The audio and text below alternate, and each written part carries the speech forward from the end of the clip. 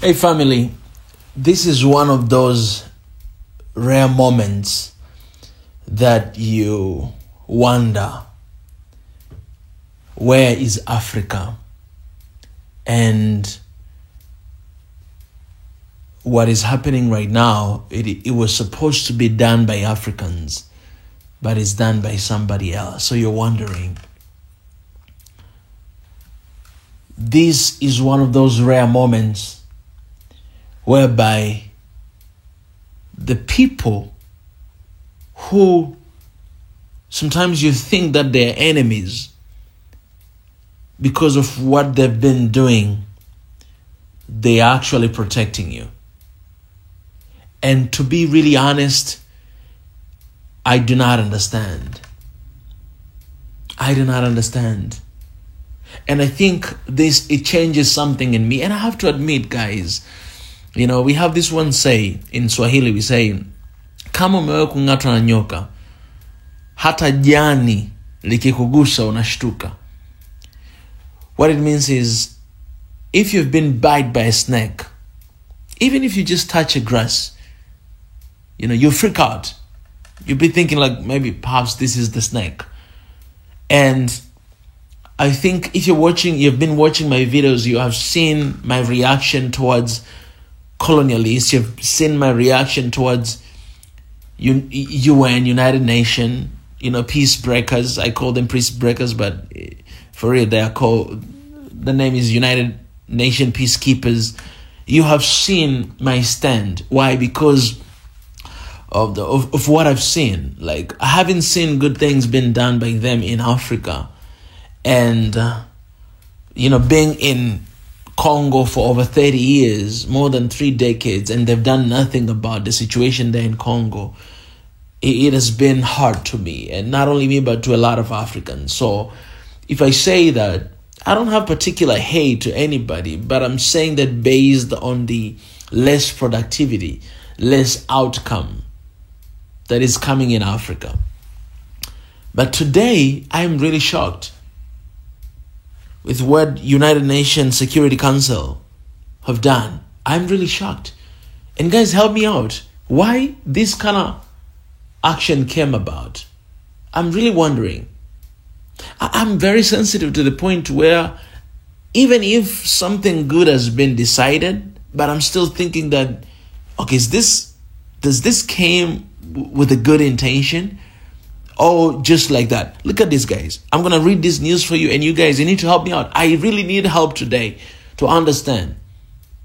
Because I'm about to praise United Nations Security Council.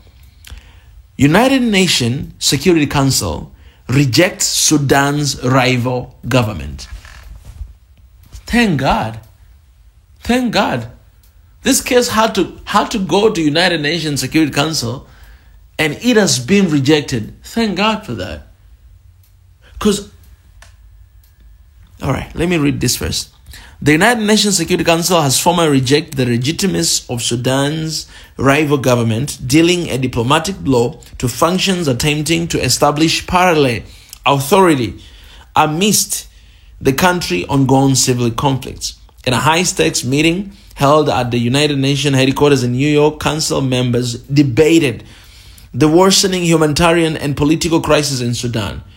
The final resolution dismissed the legitimacy of the self-declared rival admission, reaffirming support for a unified political process under internationally recognized framework. The vote comes amidst escalating tension in Sudan, where warring military and paramilitary functions have plunged the country into chaos. The Council emphasized the need for a peaceful resolution and urged all parties to return to negotiation under African Union and UN mediation. All right, guys.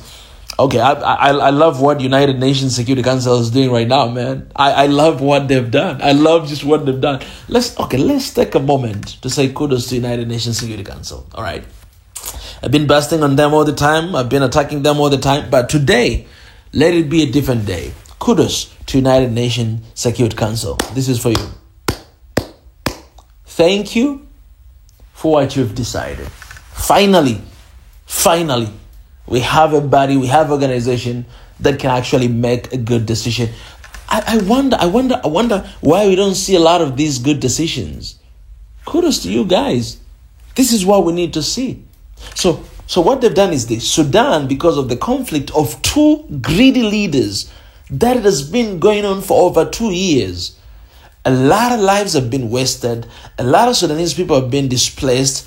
I've been to Uganda, I've seen a lot of them. I've been to Kenya, I've seen a lot of them. I'm here in Tanzania, I've seen a lot of them, right?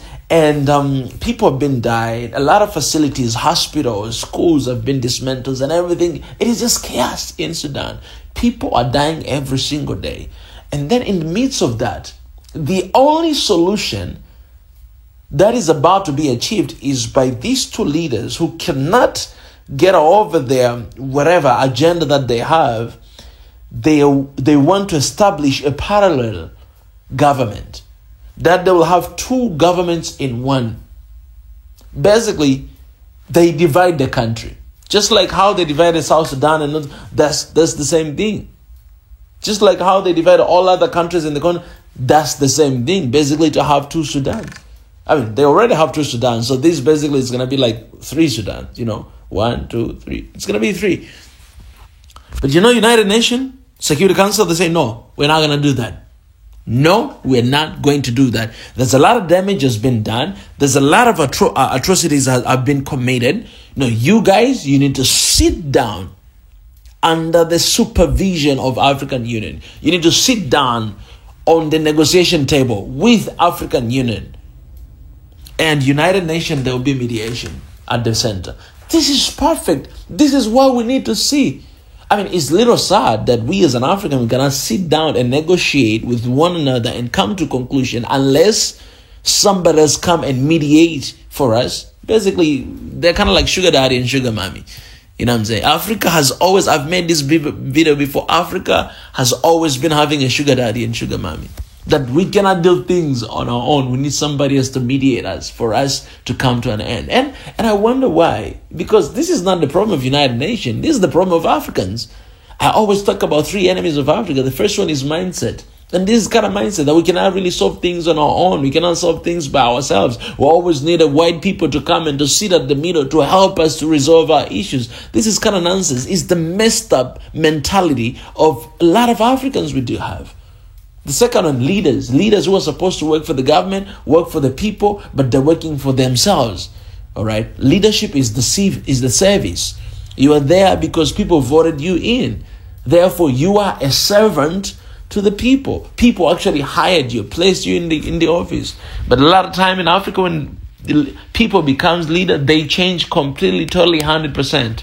They don't look back; they just look forward. And, they start establishing these groups of elites people. You cannot touch them because of how rich they are. And so the easiest way of getting rich in the continent, become a leader, politician. And you get everything in it. You have power, you have money. What else do you need? The third enemy of Africa are those Africans, whites, whoever, who are looking down on Africa and are looking at an opportunity to exploit Africa. And these are not just Americans, are not just European, are not just Asians, but also Africans here inside the continent. They're exploiting Africa. And that is the worst because we don't often look at that. Recently, I just came to find out that even a lot of mining companies that are in the continent of Africa, they are actually owned by government leaders. They cut deals with Canada, with United States, with China, and they are owning it. But you cannot really see their names. You cannot really see them front line, but you will see white people front line taking care of this. But these guys, they have a lot of shares and a lot of stocks in this organization. They basically own it. So you're wondering, why do you have to sell your country like that? Why do you have to go around and sell your country like that? It's the big problem. These are enemies of the continent that are looking for to exploit this continent with everything they got, and they don't care. And most of their bank account, they're not even in the continent. They're somewhere else, in Dubai,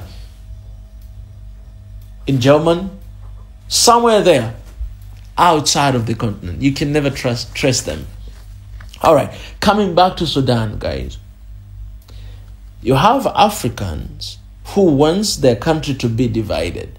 Why? Because of the war, and they cannot agree. They cannot sit on the same table and agree that now we need to finish this. They cannot come to a conclusion.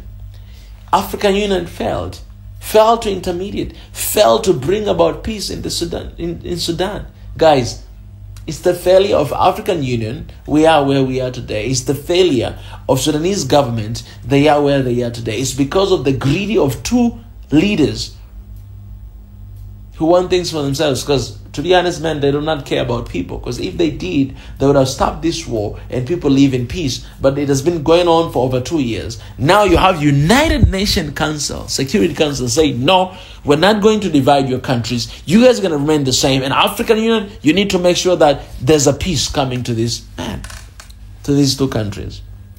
That's a beautiful thing to ever happen. Now we cannot do our own job. They have to do our job. They have to do our job for us. We cannot bring our people together. They have to bring our people together. We cannot even fight for the unity of our continent. They have to fight for the unity of our continent. It is sad. And it's not something to applaud like the way I did. It is something to look deep ourselves into the mirror and ask ourselves, what are we doing? What the heck are we doing? If we always need somebody else to come and to bring about a solution to our own problem, the problem that we have created. Well, United Nations Security Council, kudos to you. You've done your part. It is very sad that Sudan, they want their country to be divided again, these greedy leaders. And it's sad that African Union failed to bring peace for over 2 years, and a lot of lives have been wasted. Now, you're going to be under supervision to bring about peace to Sudan, to bring about peace to our people in Sudan. Guys, this is crazy, man. This reminds me of one scripture in the Bible. It says that msipoimba Bwana atainua tamawe kuimba. Like, if you don't worship God, God will raise even stones to worship him. And this is what happens. Africa, we're not doing our job. African Union, not doing our job. We people, we're not doing our job. And somebody else is doing our job for us. It is very sad. It's very sad. And at the same time, you want to look the same with them. At the same time, you want to sit on the same table of decision making. No. They're going to decide for you, and a job is going to be to implement it. You're not going to be at this table of the kings. You're not going to be at that table. Because little decisions like this, they have to make it for you. What can you make on your own? Africa, what can you make on your own? If Africa cannot wake up and rise up and realize this, that is such a mess, where are we going to be in a couple years from now? Sudan deserves better. Sudan deserves peace. Sudan does not want their country to... They do not want their country to be divided right now. No. It's not the time for that. It's the time to unify the country. It's the time to come together and to rebuild that country again. And you greedy leaders, please lay down your weapon. Lay down your weapon for the sake of your people in your country. It's very simple. You're there for your people. The people who don't want to die, don't want to fight, lay down your weapon and give them that what they wish for. And that is beautiful life that every single one of us deserve. Our fellow Africans, our fellow Sudanese, they deserve a safe and good life in Sudan. Give it to them. Guys, let me know in the comment section, what do you think about this news, and what do you think is going to happen next? Let me know, and I'll appreciate and all that.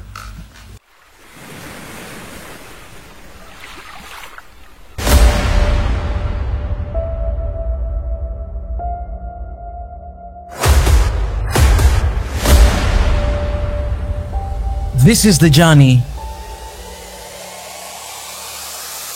to one Africa.